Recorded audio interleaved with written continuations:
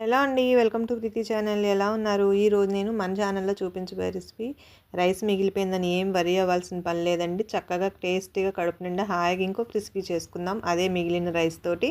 చూడండి, రైస్ మిగిలిన వెంటనే చేసుకోవచ్చు. లేదనుకుంటే నైట్ మిగిలిపోయిన రైస్‌తో మార్నింగ్ అయినా సరే బ్రేక్‌ఫాస్ట్‌గా కూడా చేసుకోవచ్చు. మరి ఇంకెందుకు ఆలస్యం, వచ్చేయండి. మరి నేను ఇక్కడ నైట్ అంతా రైస్ మిగిలిపోయింది. దాంట్లో కొంచెం వాటర్ యాడ్ చేసుకొని పక్కన పెట్టుకోవాలి.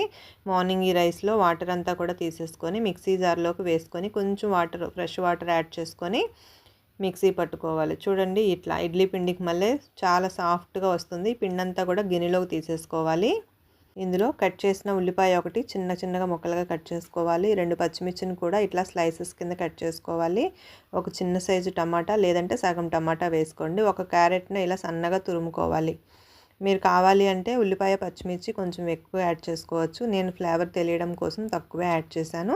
అట్లానే చిన్న క్యారెట్ని కూడా ఇలా తురిమి వేసుకోవాలి. ఇప్పుడు రుచికి సరిపడా సాల్ట్ యాడ్ చేసుకోవాలి. సాల్ట్ అనేది ఇక్కడ మన టేస్ట్కి తగినట్టుగా యాడ్ చేసుకోవాలి. అట్లానే ఒక 1/2 స్పూను ధనియాల పొడి, ఒక 1/2 స్పూను జీలకర్ర యాడ్ చేసుకున్నాను. జీలకర్ర పొడి కాకుండా ఇలా జీలకర్ర యాడ్ చేసుకుంటే మధ్యలో జీలకర్ర తగులుతూ చాలా బాగుంటుంది. ఇప్పుడు ఇవన్నీ వేసేసుకున్నాక మొత్తం అంతా కూడా బాగా కలిపేసుకోవాలి. చూసారుగా, చాలా స్మూత్గా ఉంటుంది. పిండి అయితే చాలా బాగుంటుంది. దీంతో పునుగులు కూడా వేసుకోవచ్చు. అయితే ఇంకొంచెం మైదా పిండి కానీ బియ్య పిండి కానీ యాడ్ చేసుకోవాలి. నేను ఇక్కడ ఇందులో ఏం యాడ్ చేయలేదు. ఒక 2 స్పూన్స్ శనగపిండి మాత్రం యాడ్ చేసుకున్నాను. కాస్త టేస్ట్ అనేది డిఫరెంట్గా ఉంటుంది. శనగపిండి వేసుకొని మొత్తం అంతా కూడా ఒకసారి బాగా కలిపేసుకోవాలి. ఈ రైస్ ఫ్లేవర్ పొంగనాలు చాలా అంటే చాలా బాగుంటాయి. చెప్పకుండా ఇట్లా వేసి చూపించండి ఇంట్లో వాళ్ళకి, టేస్ట్ కనిపెట్టమానండి. అసలు కనిపెట్టలేరు దేంతో వేసాం, అంత బాగుంటాయి. ఇప్పుడు పిండి అంతా బాగా కలిపేసుకున్నాక తాలింపు వేసుకోవాలి. నూనె వేసుకొని తాలింపు దినుసులు, ఎండుమిర్చి, కొంచెం ఆవాలు, జీలకర్ర, కాస్తంత కరివేపాకు ఎక్కువ వేసుకోవాలి. ఇవన్నీ కూడా బాగా దోరగా ఫ్రై అయిన తర్వాత ముందుగా మనం కలిపి పెట్టుకున్న ఈ పొంగనాల మిశ్రమంలో వేసేసుకోవాలి. తాలింపు ఇలా వేసుకోవడం వలన పచ్చివాసన అనేది ఉండదండి, చాలా బాగుంటుంది. చూసారుగా, రెడీ అయిపోయినాయి. ఇప్పుడు మనం వేడివేడిగా వీటిని పొంగనాల కింద వేసేసుకుందాము.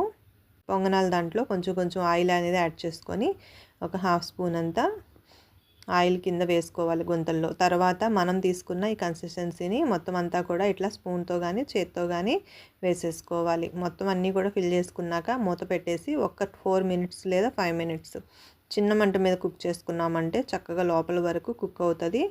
నెక్స్ట్ 5 మినిట్స్ తర్వాత అటు ఇటు టర్న్ చేసుకుంటూ ఫ్రై చేసుకోవాలి. మనకి ఇంకా 2 వైపులు కాలితే సరిపోతుందండి. ఇంకొంచెం ఫ్రై అవ్వాలంటే మూత పెట్టేసేయండి. నాకైతే పర్ఫెక్ట్గా ఫ్రై అయిన నేను ఇక్కడ 5 మినిట్స్ తర్వాత తీసాను. చూసారుగా, కలర్ కూడా చేంజ్ అయింది, మంచి గోల్డెన్ కలర్ వచ్చింది. అటువైపు కూడా ఫ్రై అవ్వాలి కాబట్టి టర్న్ చేసుకొని ఒక 2-3 మినిట్స్ ఫ్రై అయితే సరిపోతుంది. ఎందుకంటే ఆల్మోస్ట్ 80% కుక్ అయిపోయింది. అటువైపు కూడా ఫ్రై అవ్వాలి, లేదనుకోండి పచ్చిగా ఉంటుంది. కాబట్టి కాస్త ఫ్రై చేసుకోవాలి. మరి ఇంకొంచెం వేగినా కూడా నష్టమేం లేదండి, బాగుంటాయి క్రిస్పీగా. చూసారుగా, లెఫ్ట్ ఓవర్ రైస్తో చేసిన ఈ గుంత పొంగనాలు చాలా సింపుల్ అండ్ టేస్టీగా చేసుకోవచ్చు. బ్రేక్ఫాస్ట్గా కానీ ఇంట్లో అప్పటికప్పుడు స్నాక్గా కూడా చేసుకోవచ్చు. ఏమీ లేకపోయినా రైస్ ఉంటే చాలు.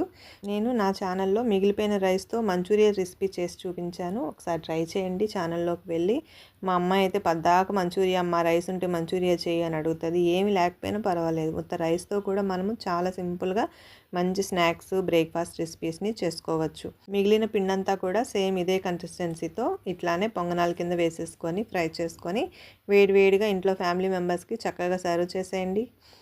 మనం రైస్తో చేసాము అంటే అస్సలు కనిపెట్టలేరు, మరి అంత టేస్ట్ బాగుంటుంది. మీరు కూడా ఈ రెసిపీని ట్రై చేసి రెసిపీ మీకు ఎలా కుదిరిందో కామెంట్ చేయండి ఫ్రెండ్స్. ఛానల్ను కొత్తగా చూస్తున్నట్లయితే please subscribe my channel, like చేయండి, కామెంట్ చేయండి మీకు ఎట్లా అనిపించిందో. ఇంకేమైనా సలహాలు, సజెషన్స్ ఉంటే కూడా కామెంట్ సెక్షన్లో పోస్ట్ చేయండి. కొత్తగా చూస్తుంటే ప్లీజ్ సబ్స్క్రైబ్ మై ఛానల్. నేను పెట్టే వీడియోస్ అన్నీ మీకు అలర్ట్లో వస్తాయండి. Thank you for watching.